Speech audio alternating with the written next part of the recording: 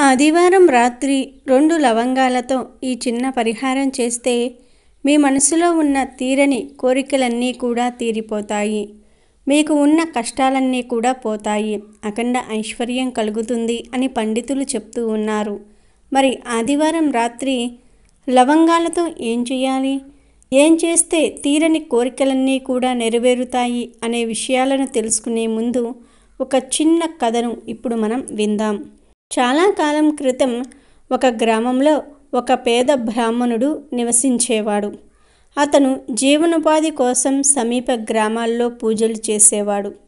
ఒకసారి ఒక ధనిక రైతు అతనికి ఒక ఆవు ఇచ్చి తన జీవనోపాధి కోసం మరికొంత సంపాదించుకోవడానికి ఆవు పాలను మార్కెట్లో అమ్ముకోమని చెప్పాడు. కానీ ఆ ఆవు చాలా బలహీనంగా ఉంది.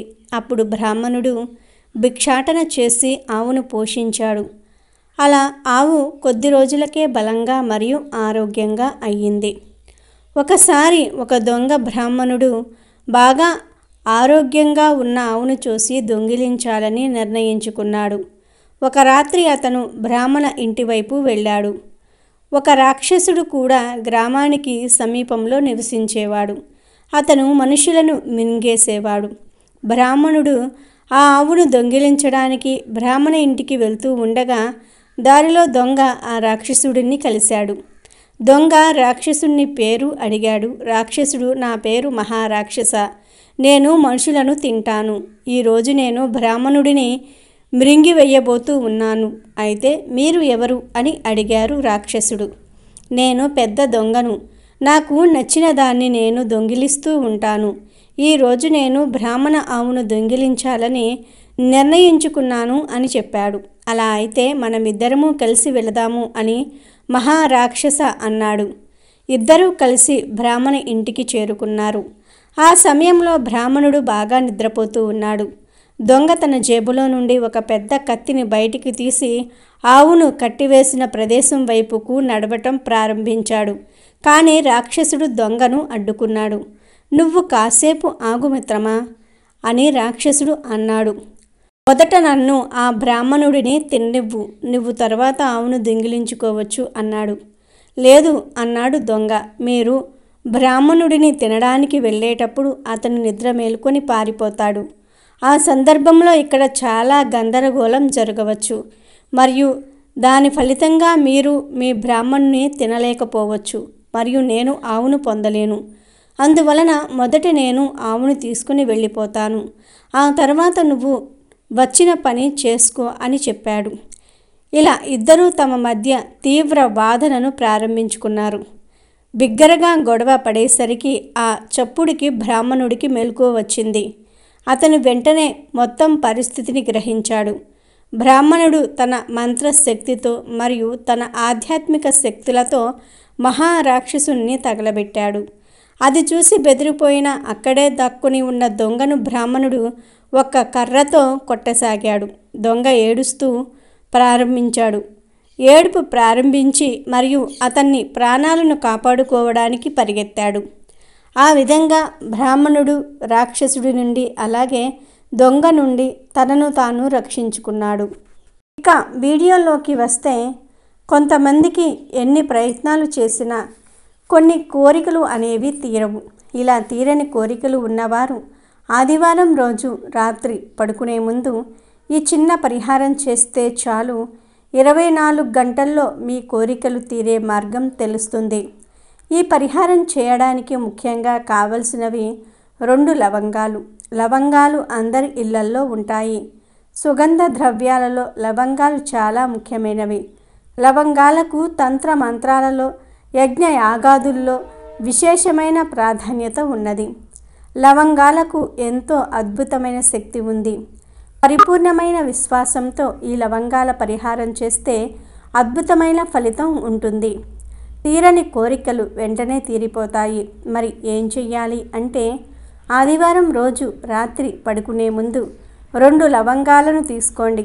ఈ 2 లవంగాలను ఎడమ చేతిలో పట్టుకుని ఇంట్లోని అన్ని గదుల్లో అంటే బాత్రూంతో సహా అన్ని గదుల్లో తిరగండి. అలా తిరిగేటప్పుడు మీ ఇష్టదైవం యొక్క నామాన్ని మనసులో అనుకోండి. ఆ తరువాత ఈ లవంగాలన్నీ కూడా మీ తల చుట్టూ 21 సార్లు తిప్పుకోండి. ఇప్పుడు ఒక గ్లాసులో లేదా బౌల్లో మంచినీటిని తీసుకోండి.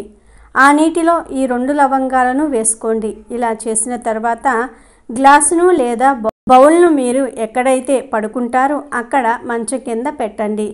తలవైపు అయినా సరే పెట్టుకోవచ్చు, కాళ్ళ వైపు అయినా సరే పెట్టుకోవచ్చు. నేల మీద పడుకునేవారు కూడా తలవైపు కానీ కాళ్ళ వైపు కానీ ఈ నీటిని పెట్టుకుని పడుకోండి. మరునాడు ఉదయం నిద్రలేచి స్నానాది కార్యక్రమాలు ముగించుకున్న తర్వాత ఈ నీటిని తీసి ఏదైనా మొక్క మొదట్లో పోసేయండి. లవంగాలతో సహా పోసేయండి. అలా పోసిన తర్వాత మనసులోని కోరికను చెప్పుకొని ఇంట్లోకి వచ్చేయండి. అంతే.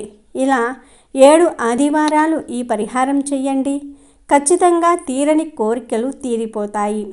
ఈ ఒక్కసారి ఈ పరిహారం చేస్తే 24 గంటల్లోనే మీకు మంచి మార్గం, అలాగే మంచి మార్పు అనేది తెలుస్తుంది.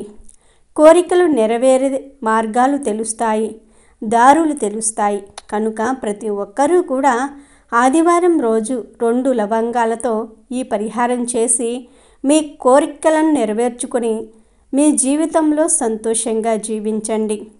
అలాగే ఆరోగ్య సమస్యలు అధికంగా ఉన్నవారు, ఎప్పుడూ ఏదో ఒక ఆరోగ్య సమస్య వెంటాడుతూ ఉన్నది అనుకునేవారు, జ్వరం లేదా తలనొప్పి లేదా ఇతర కారణాలు లేదా ఇతర ఆరోగ్య సమస్యలు, దీర్ఘకాలిక ఆరోగ్య సమస్యలు ఉన్నవారు ప్రతి ఆదివారం కూడా సూర్యోదయానికి పూర్వమే నిద్రలేచి చక్కగా అభ్యంగన స్నానం చేసి సూర్యుడికి ఒక రాగి చెంబులో నీళ్లు పోసి ఆ నీళ్ళల్లో ఎర్రటి మందార పువ్వును ఉంచి ఎండుమిరపకాయల గింజలను కూడా వేసి గంధం, పసుపు, కుంకుమలు వేసి సూర్యునికి ఆర్ఘ్య ప్రదానం చేసినట్లయితే మీకు ఎటువంటి ఆర్థిక సమస్యలు ఉన్నా తొలగిపోతాయి, లేదా అనారోగ్య సమస్యలు ఉన్నా సరే తొలగిపోతాయి. ఎటువంటి దీర్ఘకాలిక అనారోగ్య సమస్యలైనా సరే వెంటనే తొలగిపోతాయని మన గ్రంథాలు చెప్తూ ఉన్నాయి. అలాగే సూర్యుడికి ఆదివారం రోజు గోధుమతో చేసిన ఆహార పదార్థాలను నైవేద్యంగా పెట్టి ఎవరైనా సరే చిన్నపిల్లలకు లేదా పేదవారికి పంచిపెట్టినట్లయితే మీకు ఆర్థిక సమస్యలు ఉన్నా తొలగిపోతాయి. మీ సమస్యలలో లేదా మీ పనులలో ఏదైనా ఆటంకాలు ఎదురవుతూ ఉన్నా సరే అవి కూడా తొలగిపోతాయి. ఆదివారం రోజు ఉదయం 9 గంటల్లోపు సూర్యుడికి ఆర్ఘ్య ప్రదానం చేసి ఆతిథ్య స్తోత్రాన్ని 3 సార్లు పఠనం చేసినట్లయితే మీకు తీరని కోరికలు ఉన్నా, ఎటువంటి ఆర్థిక సమస్యలు ఉన్నా అవన్నీ కూడా తొలగిపోతాయని జ్యోతిష్య పండితులు చెప్తూ ఉన్నారు. ఎందుకంటే ఆదివారానికి అధిపతి సూర్యనారాయణుడు. సూర్యనారాయణుడు మనకు కనిపించే ప్రత్యక్ష దైవం. కాబట్టి మనకు ఆరోగ్య సమస్యలు ఉన్నా, మన పనులలో ఆటంకాలు జరుగుతూ ఉన్నా ఆదివారం రోజు ఈ చిన్న చిన్న పనులను, ఇప్పుడు మనం చెప్పుకున్న ఈ చిన్న చిన్న పరిహారాలను పాటించినట్లయితే అవన్నీ కూడా తొలగిపోతాయి. అదేవిధంగా చాలామంది ఆదివారం మాంసాహారం తింటూ ఉంటారు. ఆదివారం పొరపాటును కూడా మన పూర్వీకులు మాంసాహారాన్ని తినేవారు కాదు. అందుకే వారు చాలా ఆరోగ్యంగా 100 ఏళ్ళు ఆయురారోగ్యాలతో అష్టైశ్వర్యాలతో జీవించేవారు. ఇటీవల కాలంలో అందరూ కూడా ఆదివారం సెలవు కాబట్టి మాంసాహారాన్ని ఎక్కువగా భుజిస్తూ ఉన్నారు. కాబట్టి పొరపాటున కూడా ఆదివారం రోజు ఆహారాన్ని అంటే మాంసాహారం తినకుండా మానివేయండి. సాధ్యమైనంత వరకు ఈ నియమాలను పాటిస్తే మీ పనులలో విజయం కలుగుతుంది. అనారోగ్య సమస్యలు ఏమైనా ఉన్నా తొలగిపోతాయి. ఇంట్లో అయినా సరే ధన ఆకర్షణ బాగా పెరగాలంటే కొన్ని చిన్న చిన్న సూచనలు పాటించాలి. మొట్టమొదటి సూచన ఏమిటంటే, మీ ఇంటి గుమ్మం ఉంటుంది కదా, ఆ గుమ్మం లోపల నవధాన్యాలు ఒక 100 గ్రాములు తీసుకొని ఒక పసుపు రంగు గుడ్డలో ఆ నవధాన్యాలు మూట కట్టి ఆదివారం రోజు గుమ్మం లోపలి వైపు ఆ మూట కట్టాలి. ఏ ఆదివారమైనా కట్టుకోవచ్చు. మీకు ఏ ఆదివారం కుదిరితే ఆ ఆదివారం ఒక పసుపు రంగు గుడ్డ తీసుకోండి, అంటే ఎల్లో కలర్ క్లాత్ తీసుకోండి. ఆ క్లాతులో 100 గ్రాముల నవధాన్యాలు ఉంచి మూట కట్టండి. ఆ మూట మీ గుమ్మం లోపల వైపు కట్టండి. ఆదివారం రోజు నవధాన్యాల మూట గుమ్మం లోపలి వైపు కడితే నవగ్రహాలు ప్రసన్నమవుతాయి. ఇంట్లో ధన ఆకర్షణ పెరుగుతుంది. అలాగే మీ ఇంటి వంటగదిలో ఆదివారం పూట ఒక సూచన పాటించాలి.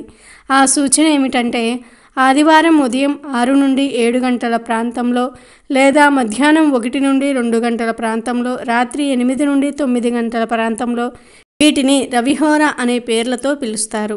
ఈ రవిహోర ఉన్న టైంలో పళ్ళెంలో దొడ్డుప్పు పోసి దాని మీద ఒక పసుపు కొమ్ము ఉంచుకోవాలి. వంటగదిలో ఏదో ఒక మూల ఈ ప్లేట్ను ఉంచండి. ఏం లేదు, ఉదయం 6 నుండి 7 గంటల మధ్యలో ఒక పళ్ళెంలో దొడ్డుప్పు పోసి పసుపు కొమ్ము ఉంచి వంటగదిలో పెట్టాలి. మళ్ళీ మధ్యాహ్నం 1 గంట నుండి 2 మధ్యలో పళ్ళెంలో దొడ్డుప్పు పోసి ఒక పసుపు కొమ్ము ఉంచి వంటగదిలో ఒక మూల పెట్టండి. మళ్ళీ రాత్రి 8 నుండి 9 మధ్యలో పళ్ళెంలో దొడ్డుప్పు పోసి ఆ దొడ్డుప్పు మీద ఒక పసుపు కొమ్ము ఉంచి వంటగదిలో పెట్టండి.